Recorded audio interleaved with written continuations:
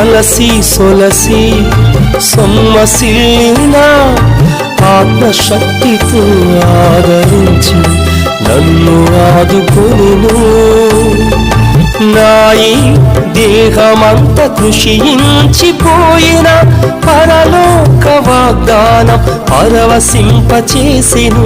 నాయి దేహమంత కృషించిపోయిన పరలోక వాగ్దానం పరవశింపచేసెను. ఎడారిలో సంకట సమయములో నిరాశలో నిందల వలయములో